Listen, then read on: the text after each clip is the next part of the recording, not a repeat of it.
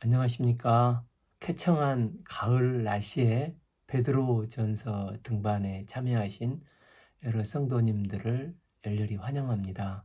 오늘 말씀은 베드로전서 서론과 1장 1절에서 24절 1장 말씀을 읽겠습니다. 2절, 3절 우리 주 예수 그리스도의 아버지 하나님을 찬송하려다 그 많으신 긍휼대로 예수 그리스도를 죽은 자 가운데서 부활하게 하심으로 말미암아 우리를 거듭나게 하사 산 소망이 있게 하시며. 베드로 전서는 베드로가 네로 황제의 대핍박이 있었던 AD 64년 직전에 고난받고 있는 성도들에게 베드로전서 5장 12, 13절을 보면 당시 바벨론이라는 로마에서 베드로가 구술하고 실로아노, 즉 신라가 받아 쓴 서신입니다. 골로새서 4장 10절과 빌레몬서 1장 24절을 보면 마가가 로마에 있었다는 것을 알 수 있는데, 베드로전서 5장 13절에서 베드로가 마가와 함께 있었다고 말하므로 당시 바벨론은 믿는 자들을 탄압하는 상징적인 도시 로마를 가리키고 있습니다. 그러니까 예수님께서 이제 죽으시고 부활 승천하신 지 약 30여 년이 흘렀습니다. 처음 로마는 기독교에 대해서 호의적이었습니다. 사도행전에서도 사도 바울이 로마 정부의 도움을 받기도 하다가 나중에 핍박하는 상황으로 변화가 되었습니다. 이유는 시오노 나나미의 로마인 이야기를 보면 로마의 종교 정책은 똘레망스라고 관용하는 정책이었기 때문에 로마는 시시콜콜 그 종교에 간섭하지 않고 비교적 관대했습니다. 다만 조건이 있는데 황제 숭배를 병행하기만 하면 종교를 다 허락해 주었습니다. 그래서 처음에는 기독교가 유대교의 분파 정도인 줄 알고 적대하지 않았습니다. 그러나 시간이 갈수록 긴장 관계가 되었고 충돌하게 되었습니다. 그 이유는 황제를 헬라어로 퀴리오스 주라고 불렀는데, 기독교인들이 우리 주님 이 퀴리오스는 예수님 한 분뿐이야, 우리는 황제를 주라고 부를 수 없어 하면서 긴장 관계가 심해졌고, 급기야 네로의 실정인 대화재를 기독교인들에게 다 뒤집어 씌워 기독교인들을 희생양으로 삼으면서 핍박이 극대화되는 클라이막스에 이르게 되었습니다. 그래서 1장 6절을 보면 그러므로 너희가 이제 여러 가지 시험으로 말미암아 잠깐 근심하게 되지 않을 수 없으나, 이를 볼 때 베드로는 로마 제국 전체에 불어닥칠 대환란을 보면서 어린 양 같은 성도들이 과연 이런 대환란을 잘 견뎌낼 수 있을까 걱정하면서 이 서신을 쓴 것 같습니다. 이 서신의 직접적인 수신자는 마가가 1차 바울의 전도 여행에서 되돌아갔던 터키의 타리우스 산맥 북쪽 인근의 아시아, 본도, 갈라디아, 갑바도기아, 비두니아 5교회에 흩어진 디아스포라 교회들과 심한 어려움 속에서 부활의 산소망을 앓고 살아가는 모든 성도들에게 쓴 서신이라고 하고 있습니다. 이 서신에 쓴 목적은 고난에 대한 신앙생활에 바른 자세를 갖도록 하고, 심한 시험과 고난 속에 있는 성도들을 위로하고 산소망을 심어주고자 썼습니다. 당시 성도들은 하나님의 존재를 알지 못하고 무시당하는 문화 속에서 신앙생활을 하고 있었습니다. 그 속에서 점점 더 어려움과 박해를 당하면서 하나님을 믿으며 산다는 것이 어떤 것인지를 보여주며 그렇게 살아가도록 돕기 위해서 이 서신서를 쓴 것입니다.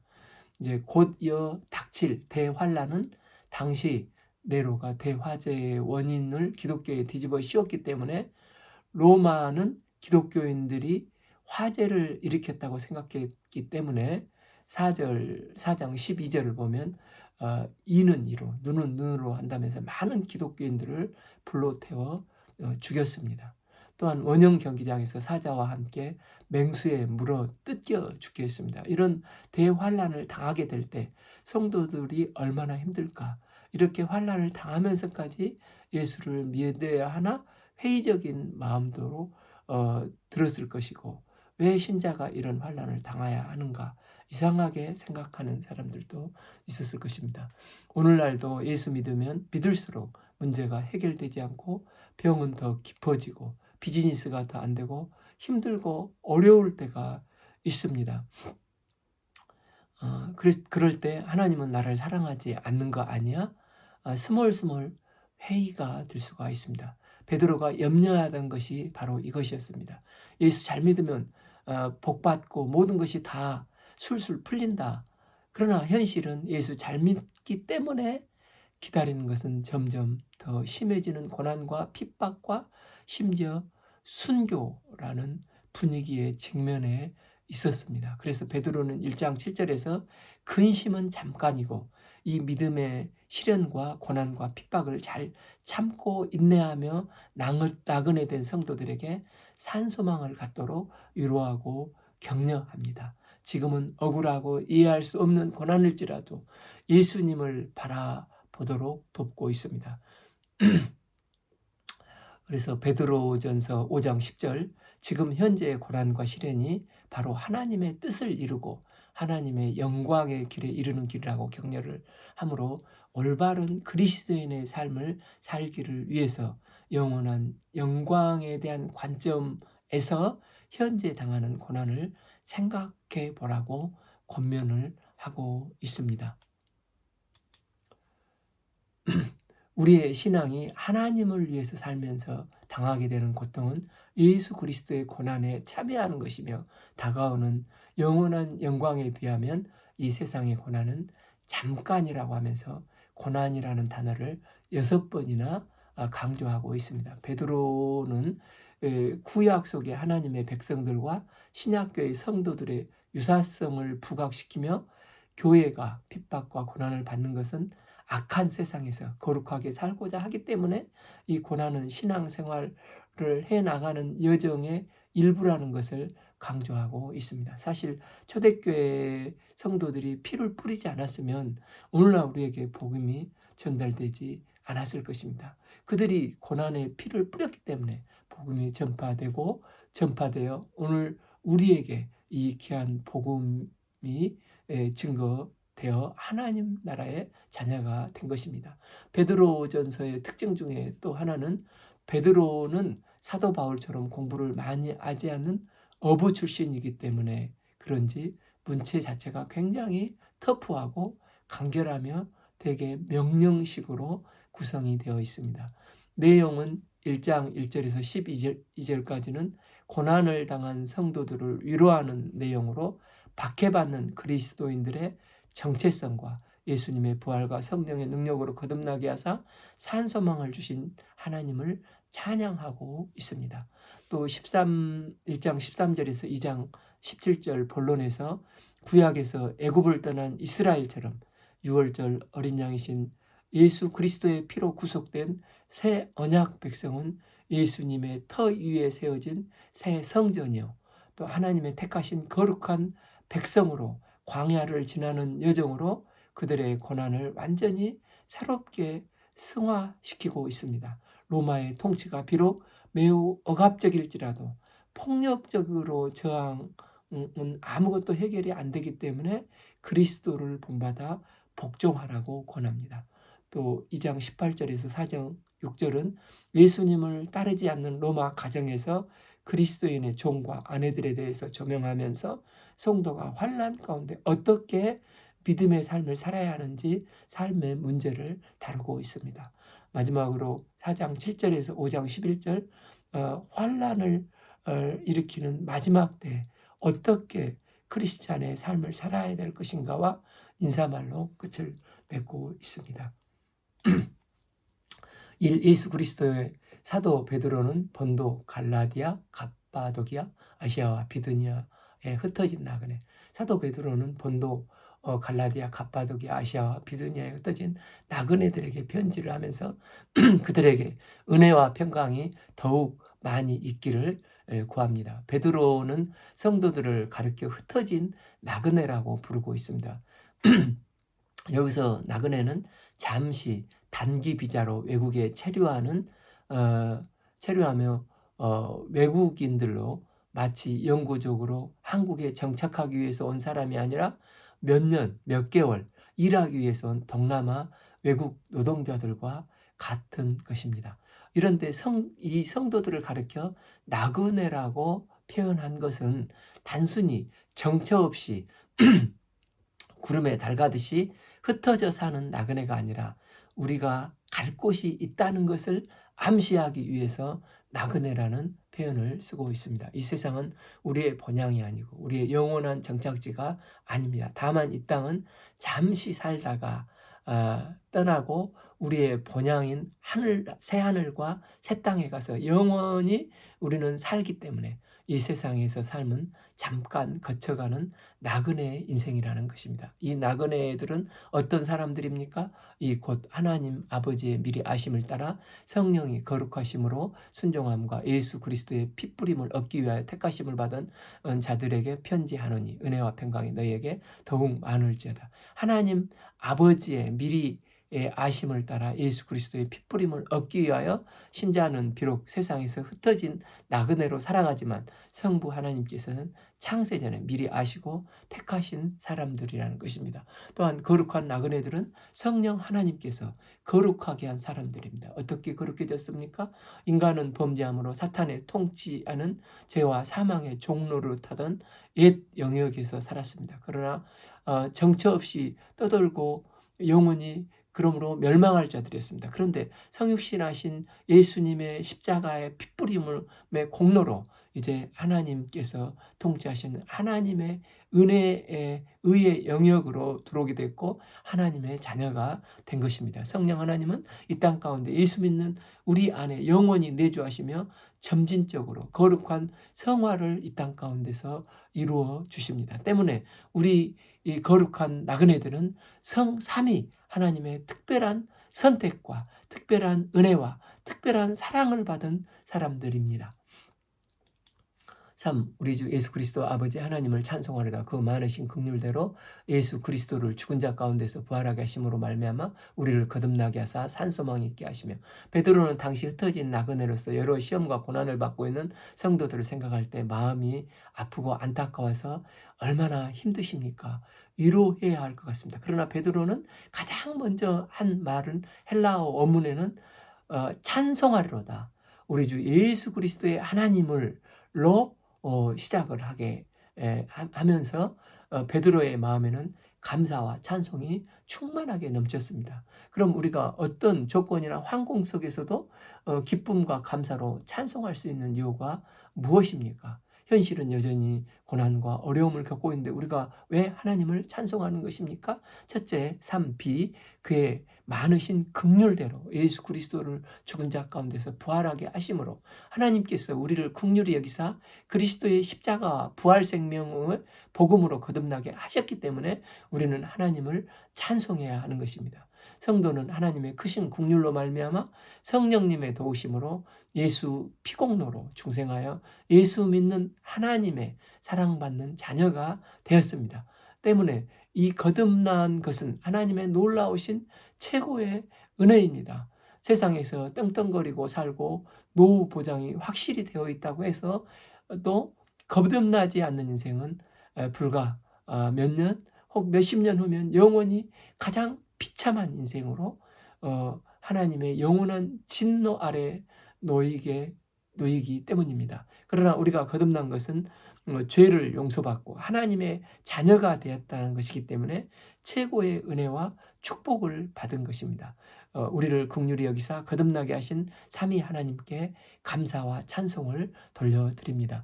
두 번째, 삼시 우리를 거듭나게 하사 산소망을 있게 하셨기 때문입니다. 여기서 산소망, 리빙 호프를 주셨습니다.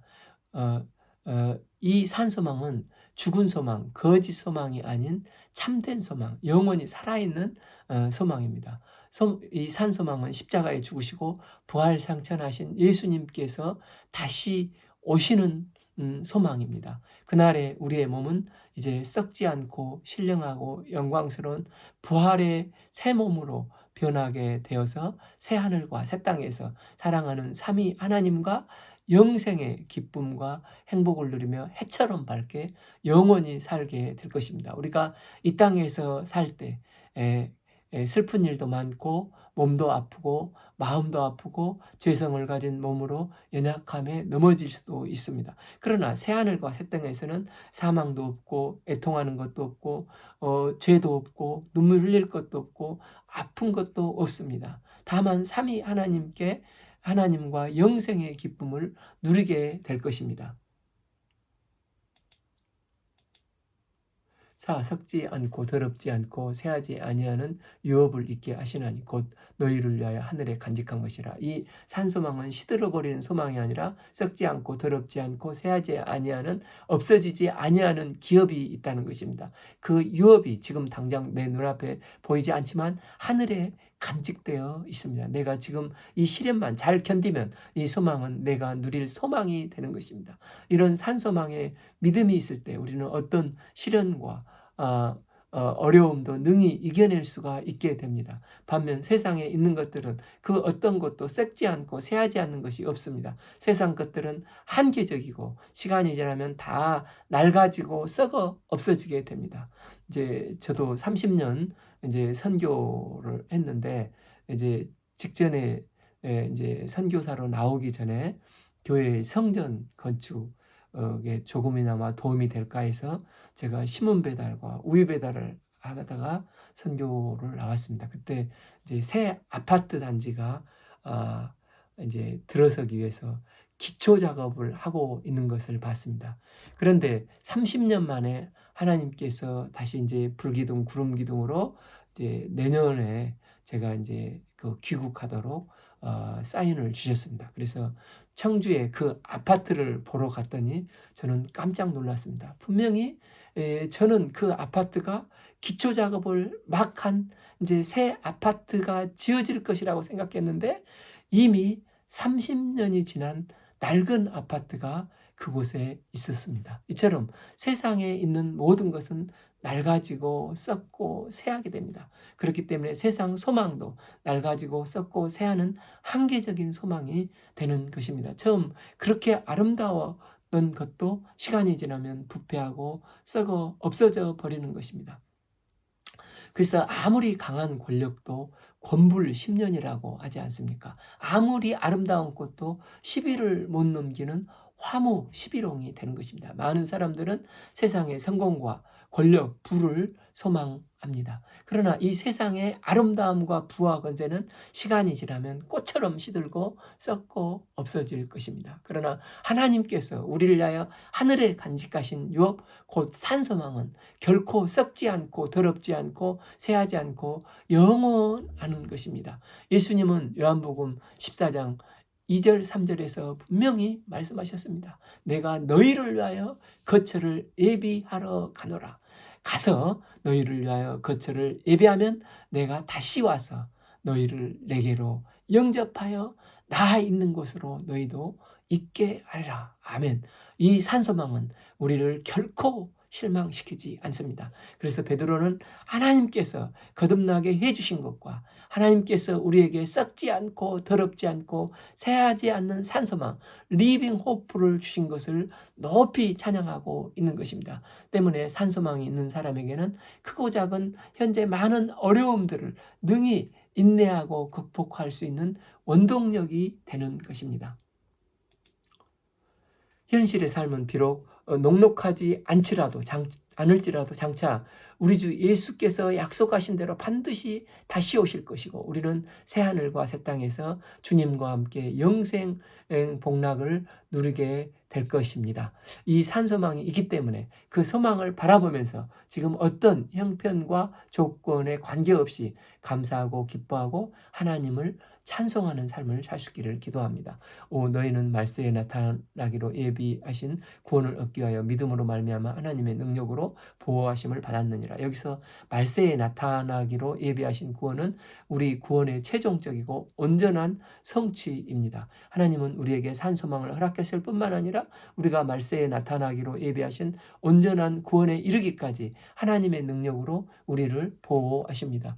그러므로 너희가 이제 여러 가지 시험으로 말미암아 잠깐 근심하게 되지 않을 수 없으나 오히려 크게 기뻐하는도다. 여기서 여러 가지 시험은 예수를 믿기 때문에 당하는 시험들을 가리킵니다. 물론 예수 안 믿는 사람들도 삶의 현장에서 여러 가지 시험을 겪습니다. 하지만 예수 믿기 때문에 특별히 겪는 시련들이 있습니다. 우리가 세상과 구별된 거룩한 삶을 살고자 하고 또 하나님께서 맡기신 사명 중심의 삶을 살고자 할 때 우리에게는 여러 가지 시련과 한계와 고난과 어려움들이 있습니다. 우리는 이 시험들을 들만 바라보면 잠시 근심하고 슬퍼하고 걱정이 되기도 합니다. 그래서 베드로는 신자들에게 여러 가지 시험이 있고 이로 말미암아 잠깐 근심할 수 있다고 말을 하는 것입니다. 그러나 결국에는 크게 기뻐하게 된다고 말합니다. 왜 그렇습니까? 칠 너희 믿음의 확실함은 불로 연단하여도 없어질 금보다 더 귀하여 예수 그리스도께서 나타나실 때 칭찬과 영광과 존귀를 얻게 할 것임이니라. 여기서 믿음의 확실함은 참된 믿음, 순수한 믿음을 가리킵니다. 불로 연단한 금은 불순물이 없는 정금이기 때문에 매우 귀합니다. 그러나 불로 연단한 금도 언젠가는 없어집니다. 그러나 우리의 믿음의 연단을 받은 확실한 믿음, 순수한 믿음은 불로 연단한 금보다도 더 귀하고 없어지지도 않습니다. 이 참된 믿음은 예수께서 다시 오실 때 칭찬과 영광과 존귀를 얻게 해 주십니다. 그래서 예수님께서 다시 오실 때 칭찬과 영광과 존귀를 얻게 하실 것이기 때문에 우리는 여러 고난 가운데서도 잠깐 동안 근심할 수는 있지만 크게 기뻐할 수 있게 되는 것입니다. 8. 예수를 너희가 보지 못하였으나 사랑하는도다. 이제 보지 못하나 믿고 말할 수 없는 영광으로 즐거움으로 기뻐하니. 베드로는 제자 훈련을 받을 때 3년 반 동안 예수님과 동거동락을 했습니다. 그러나 베드로전서 1자 독자들은 예수님을 보지 못했습니다. 그러나 그들은 예수님을 사랑하고 예수님을 믿고 있고 말할 수 없는 영광스러운 즐거움으로 기뻐하고 있습니다. 오늘날 우리도 마찬가지지 않습니까? 우리도 예수님을 만난 적이 없지만 예수님을 만 생각하면 감사하고 예수님의 으로 인해서 기뻐하는 삶을 살게 됩니다. 이게 참으로 귀하다는 것입니다. 왜 그렇습니까? 9절 믿음의 결국 곧 영혼의 구원을 받음이라. 예수님께서 재림하실 때 최종적으로 온전한 영혼의 구원이 완성될 것을 생각할 때 우리 영혼 역시 구원받을 것을 생각하며 영광스러운 즐거움으로 기뻐할 수 있는 것입니다. 12 구원에 대하여 너희에게 이 말 은혜를 애언하던 선지자들이 연구하여 부지런히 살펴서 11 자기 속에 계신 그리스도의 영이 그 받으실 고난과 후에 받으실 영광을 미리 증언하여 누구를 또는 어떠한 때를 지시하는지 상고하느니라. 선지자들도 이 구원에 대해 부지런히 연구하고 살펴봤다는 것입니다. 누가복음 10장을 보면 예수님께서 이제 얼마 있으면 돌아가셔야 하기 때문에 70인 제자들을 불러서 제자 훈련을 시키는 장면이 나옵니다. 10장 24절 내가 너희에게 말하노니 많은 선지자와 임금이 너희가 보는 바를 보고자 하였으되 보지 못하였으며 너희가 듣는 바를 듣고자 하였으되 듣지 못하였느니라. 지금 예수님은 너희들 앞에 있는데 예수님이 오시기 전에 구약 선지자들은 예수님에 대해서 알고 싶고 그분이 어떤 분이신지 무엇을 행하시는지 하나님의 영감을 받아서 기록은 하고 있지만 실질적으로 본 것은 아닙니다. 그런데 지금 제자들은 두 눈으로 똑똑히 보고 있기 때문에 복이 있다는 것입니다. 그러면 우리는 어떻습니까? 예수님의 행하신 모든 일들이 이 신약 성경에 기록되어 있고 우리는 그것을 다 보고 있으니 우리는 참된 복된 사람들입니다. 말씀을 통해서 십자가를 알게 되고 부활과 승천하셨다는 것도 알게 되고 장차 다시 오실 것도 알게 되고 하나님 우편에 지금도 계시다는 것을 알고 있습니다. 과거의 선지자들이 알지 못했던 것을 우리는 지금 너무나 많이 알고 있어서 우리는 참으로 복된 성도들인 것입니다. 12. 이 섬긴 바가 자기를 위한 것이 아니요 너희를 위한 것임의 계시로 알게 되었으니 이것은 하늘로부터 보내신 성령을 힘입어 복음을 전하는 자들로 이제 너희에게 알린 것이요 천사들도 살펴보기를 원하는 것이라. 구약 선지자들이 우리를 위해서 연구할 뿐만 아니라 신학의 복음 전도자들 역시 성령의 계시를 통해서 이 구원의 비밀을 깨닫고 성도들에게 전달해 주었습니다. 그 시대 1차 독자들뿐만 아니라 오늘날 우리도 여러 가지 시련과 아픈 일로 어려운 일들이 있어서 잠깐 동안 근심할 수 있습니다. 그러나 우리는 삼위의 하나님께 택함을 받아 독생자 예수님의 십자가로 거듭나게 하사 산소망을 주셨기 때문에 우리가 여러 시험과 고난 가운데서도 크게 기뻐하고 하나님을 찬송할 수 있습니다. 이 찬송은 내게 아무런 어려움이 없고 세상 소망이 다 이루어지기 때문에 찬송하는 것이 결코 아닙니다. 우리가 주님을 찬송할 수 있는 것은 하나님께서 우리에게 크신 긍휼을 베풀어 주셔서 우리를 주의 보혈로 거듭나게 하시고 내주하신 성령님께서 영원히 우리와 동행하시고 우리에게 산소망을 주셨기 때문에 우리는 기뻐하고 하나님을 찬송할 수 있는 것입니다. 특별히 신자들이 이런 것들을 열심히 선지자들이 이런 것들을 열심히 상고했지만 그들은 성취되는 것을 보지 못했습니다. 그러나 우리는 다 보고 있으니까 우리는 얼마나 복된 사람이냐는 것입니다. 그럼 이제 뭔만 남았습니까? 예수님의 십자가도 이루어졌고 부활도 이루어졌고 성천도 이루어졌고 지금 하나님 우편에 예수님은 온 우주 만물을 다스리고 계십니다. 그러나 아직 안 이루어진 것이 무엇입니까? 그것은 예수님께서 다시 오심입니다. 그래서 예수님을 통해 거듭난 신자들은 어떻게 살아야 되는 것입니까? 13. 그러므로 너희 마음의 허리를 동이고 근신하여 예수 그리스도께서 나타나실 때 너희에게 가져다 주실 은혜를 온전히 바랄지어다. 여기서 허리를 동이고가 나오는데 옷이 너풀벌이니까 옛날 여자분들이 봐보면 일할 때 옷을 묶고 일하고 또 홍길동도 싸울 때 옷을 묶고 싸우지 않습니까? 그러니까 허리를 동이는 것은 순종하겠다, 일하겠다는 것입니다. 예수님이 다시 오시는 그날까지 거룩한 성도답게 영적으로 긴장하고 깨어 하나님의 말씀을 듣고 주께서 부탁하신 일을 하겠다는 것입니다. 13b 예수 그리스도께서 나타나실 때 너희에게 가져다 주실 은혜를 온전히 바랄지어다. 이 말씀은 우리 몸이 영광스러운 부활의 몸으로 새하늘과 새 땅에 영원토록 거하게 하는 은혜를 말합니다. 우리가 그날을 소망하며 긴장하고 깨어있지 않으면 어느덧 썩고 더럽고 죽을 소망에 마음을 뺏겨서 산 소망을 놓치기 쉽습니다. 그래서 우리는 영적으로 긴장하고 깨어있는 삶을 살아야 하는 것입니다. 또한 둘째, 거듭난 신자들은 모든 행실에 거룩한 자가 되어야 합니다. 14. 너희가 순종하는 자식처럼 전에 알지 못할 때 따르던 너희 사역을 본받지 말고 15. 오직 너희를 부르신 거룩한 이처럼 너희도 모든 행실에 거룩한 자가 되라. 그들은 과거에 거듭나기 전에 더럽고 악한 욕망에 사욕을 쫓아 진노의 자식으로 제약된 본성이 이끄는 대로 자행자지하며 살았습니다. 그러나 지금 베드로전서를 읽는 독자들은 하나님의 크신 긍휼하심으로 거듭나 하나님의 자녀가 되었으므로 모든 행실에서 거룩한 자가 되어야 하는 것입니다. 왜입니까? 16 기록되었을 때 내가 거룩하니 너희도 거룩할지어다. 여기서 거룩하게 살라는 것은 목소리를 베이스로 깔고 검은 양복을 깔끔하게 차려입고 살라는 것이 아니라 거룩은 구별된다는 뜻입니다. 그러니까 로마서 12장 2절처럼 너희는 이 시대를 본받지 말고 오직 마음을 새롭게 함으로 변화를 받아 하나님의 선하시고 기뻐하시고 온전하신 뜻이 무엇인지를 분별하여 그대로 사는 삶이 거룩한 삶이 되는 것입니다. 이 세상은 어떻게 하면 더 부자가 되고 더 많은 명예를 누리고 즐길까, 사역을 따라 살까 궁리하며 살아갑니다.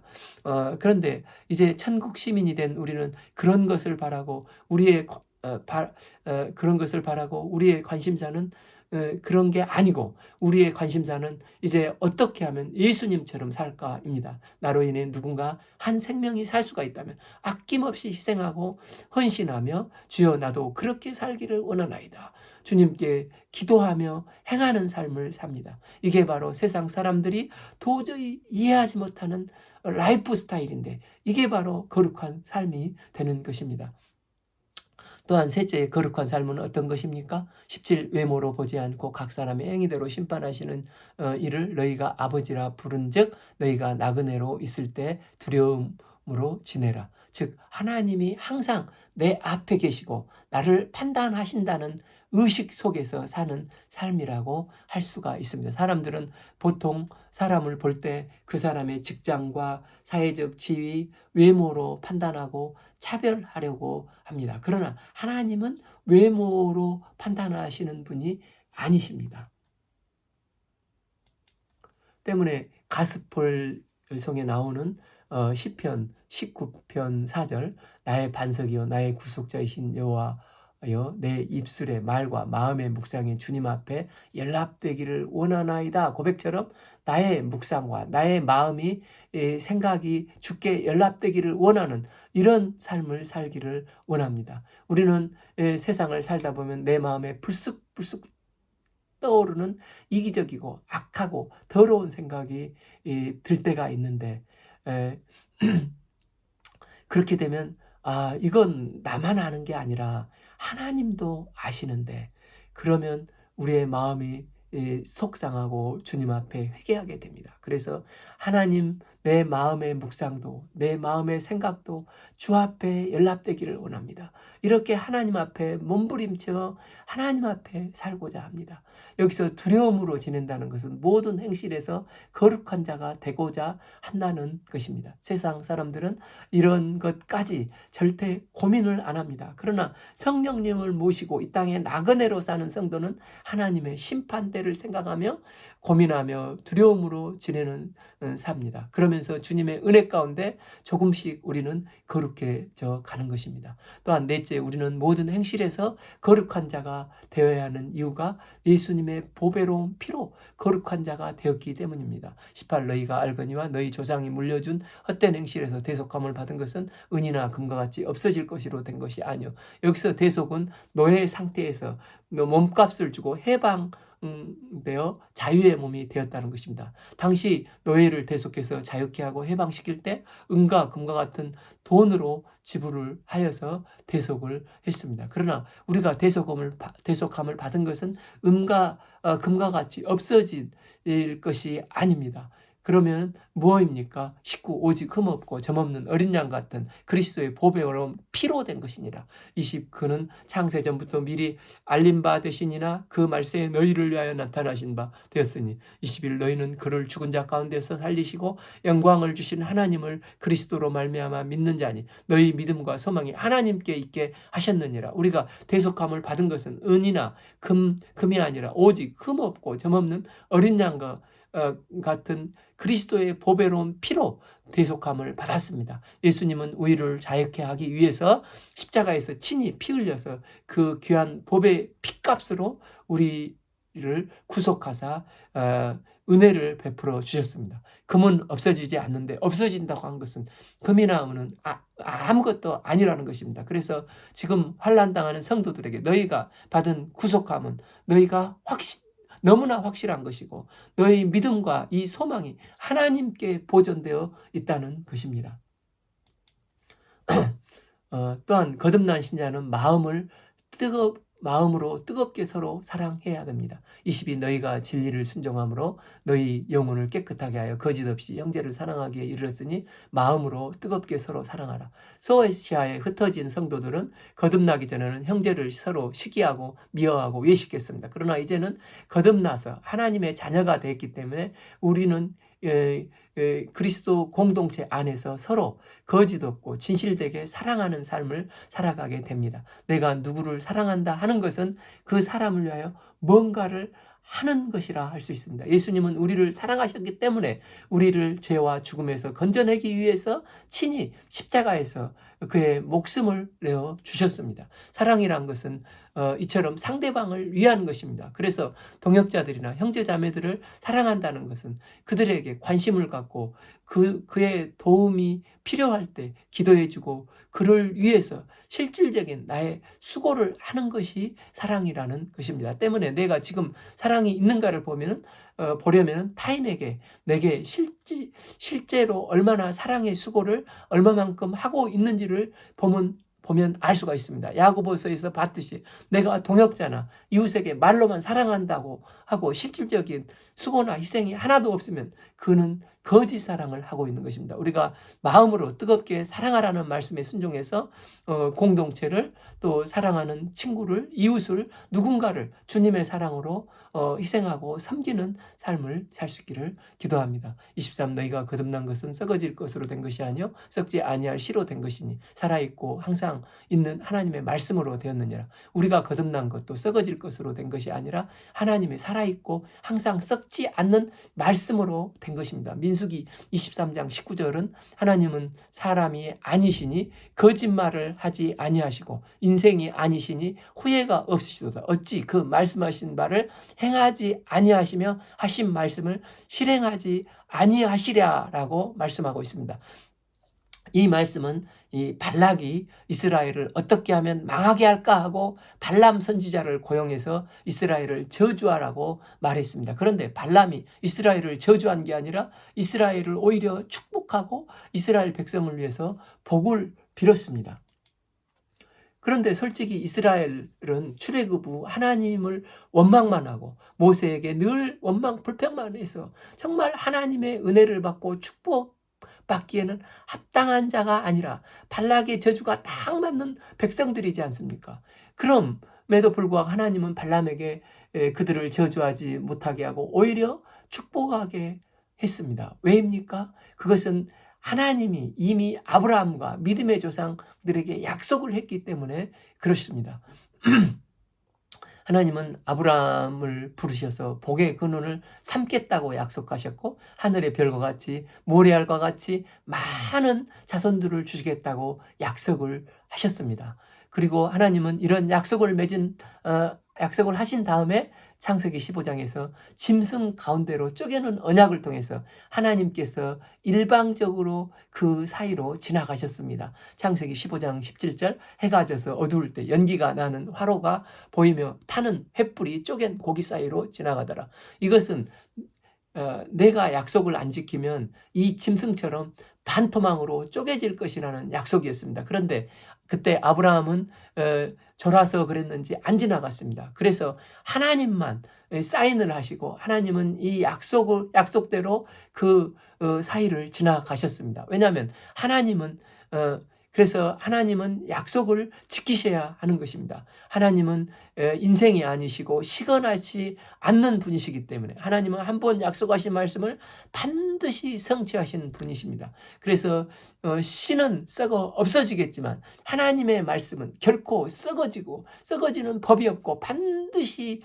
이루어지는 것입니다. 그래서 민수기 23장 21절 야곱의 허물을 보지 아니하며 이스라엘의 반역을 보지 아니하시도다. 거룩하신 하나님께서 우리의 패역과 허물과 행위를 보시면 축복을 100번이고 취소를 해야 하겠지만 하나님은 약속에 놓으셨기 때문에 우리를 구원하시고 우리를 하나님의 백성이요 복의 근원으로 삼으시기까지 축복을 하시는 것입니다. 따라서 하나님은 약속하시기를 요한복음 16장 3장 16절 하나님이 세상을 이처럼 사랑하사 독생자를 주셨으니 이는 그를 믿는 자마다 멸망치 않고 영생을 얻게 하려 하심이라. 믿으면 구원받는다고 약속을 하셨기 때문에 믿으면 결코 썩어지거나 없어질 것이 아닌 것입니다. 그래서 베드로는 지금 고난당하고 있는 초대 성도들에게 너희들이 구원받는 것은 너무 확실하니까 잠깐 당하는 고난 문제에 대해서 기죽거나 겁내지 말고 오히려 믿음으로 담대하게 나아가고 기뻐하고 즐거워하라 자신 있게 권면을 하고 있는 것입니다. 24 그러므로 모든 육체는 풀과 같고 모든 영광은 풀의 꽃과 같으니 풀은 마르고 꽃은 떨어지되 25 오직 주의 말씀은 세세토록 있도다 하였으니 너희에게 전한 복음이 곧 이 말씀이니라. 복음이 무엇입니까? 예수님의 십자가 부활을 믿으면 누구든지 구원을 얻는다는 것입니다. 예수 믿으면 설사 고난받고 죽는다 할지라도 부활하여 부활의 영광에 동참한다는 것입니다. 그래서 고난을 이겨낼 수 있는 방법은 오직 예수를 바라보는 것과 하나님의 말씀을 기억하고 그 말씀을 붙들고 순종하여 따라가는 것입니다. 그 환경이나 변수를 따르지 말라는 것입니다. 지금 당장은 로마가 센 것 같지만 로마도 결국 야만 게로만족들에게 허무하게 무너지지 않습니까? 센 것 같지만 세지 않고 모든 육체는 풀과 같고 그 영광은 풀의 꽃과 같으니 풀은 마르고 꽃은 떨어지는 일시적인 것일 뿐인 것입니다. 그러므로 변수의 인생을 걸면 안 되고 하나님의 약속의 말씀을 붙잡는 상수의 인생을 거는 복된 인생이 되라는 것입니다. 결론적으로 성도의 삶은 고난과 시련이 있지만 더 큰 은혜, 압도적인 은혜를 구해서 넘치는 은혜로 무장할 수 있기를 기도합니다. 하나님께서 우리를 거듭나게 하사 산소망을 주셨기 때문에 우리는 여러 시험과 고난 가운데도 기뻐하고 즐거워하며 찬송할 수 있습니다. 또한 핍박과 고난이 올 때마다 하나님의 말씀을 기억하고 시건치 아니하시는 하나님의 말씀을 붙들고 순종하여 승리하는 복된 삶을 살 수 있기를 기도합니다. 오늘 말씀은 베드로전서 서론과 1장 1절에서 25절 말씀을 읽었습니다. 감사합니다.